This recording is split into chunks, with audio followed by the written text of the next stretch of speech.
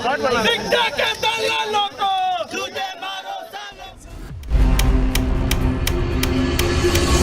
इस वक्त की बड़ी खबर आपको बता दें, नीट 2026 की परीक्षा रद्द कर दी गई है।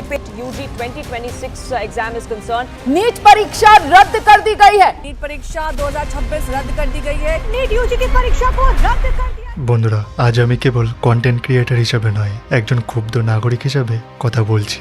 এখন আবার খবর আসছে পেপার লিক। আবার আমাদের ভাই বোনদের স্বপ্নগুলো নিলাম হয়ে গেল। ভাবুন তো, একটা ছেলে বা একটা মেয়ে যে খেলাধুলো বাদ দিয়ে সবকিছু স্যাক্রিফাইস করে ঘরে বসে 18 ঘন্টা পড়েছে, তার বাবার জমানো পুঁজি দিয়ে কোচিং নিয়েছে। আজ তার সামনে দাঁড়িয়ে কোন এক মাফিয়া বলছে 50 লাখ টাকা দে, তোকে ডাক্তার বানিয়ে দেবো। এটা কি শুধুই দুর্নীতি? না, এটা হচ্ছে আমাদের শিক্ষা ব্যবস্থার মরদেহ নিয়ে শকুনদের কারবার। 2024 আমরা দেখেছি পাটনা থেকে হাজারিবাগ কিভাবে একটি সিল করা ট্রাঙ্ক থেকে প্রশ্ন চুরি হলো। ওএসিস স্কুলের সেই দৃশ্য মনে আছে, কিভাবে সুপ্রিম কোর্ট পর্যন্ত জল গড়ালো, কিন্তু কি বদলালো?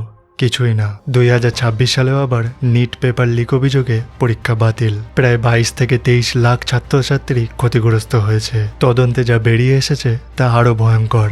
গেস পেপারের নামে 400 প্রশ্নের PDF বিক্রি হচ্ছিল। তার মধ্যে বহু প্রশ্ন আসল পরীক্ষার সঙ্গে মিলে যায়।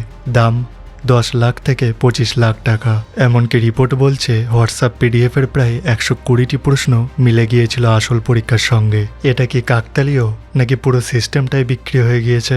NTA ন্যাশনাল টেস্টিং এজেন্সি কোনো পরীক্ষা নেওয়ার সংস্থা নয়, এটি হয়ে গিয়েছে একটি ছিদ্রযুক্ত কলসি। গত 10 বছরে ভারতে প্রায় 100টির কাছাকাছি বড় পরীক্ষার পেপার লিক হয়েছে। রাজস্থান থেকে উত্তরপ্রদেশ, বিহার, সারা দেশে যেন মাফিয়াদের রাজত্ব চলছে।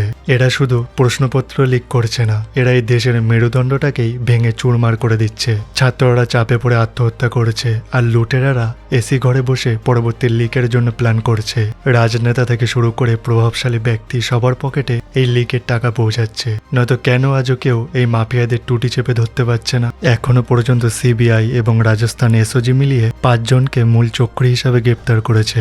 গ্রেপ্তার হওয়া 5 জন হল দীনেশ বিওয়াল, মঙ্গিলাল বিওয়াল, বিকাশ বিওয়াল, ইয়াশ যাদব এবং শুভম খেরনার। মূল অভিযুক্ত দীনেশ বিওয়াল রাজস্থানের জামোয়ার রামগড় এলাকার বিজেপি যুব মোর্চার প্রাক্তন সেক্রেটারি। আমাদের দাবি NTA এর আমূল সংস্কার চাই। প্রত্যেকটা লিকের পেছনে থাকা ব্যক্তিদের শুধুমাত্র জেল নয়, দৃষ্টান্তমূলক কঠোর শাস্তি দেওয়া উচিত। মেধাবী ছাত্রদের ভবিষ্যৎ নিয়ে ছিনিমিনি খেলা বন্ধ করতে হবে। মনে রাখবেন, প্রতিবাদ না করলে আগামী প্রজন্ম আমাদের ক্ষমা করবে না। মেধার জয় হোক, দুর্নীতির বিনাশ হোক।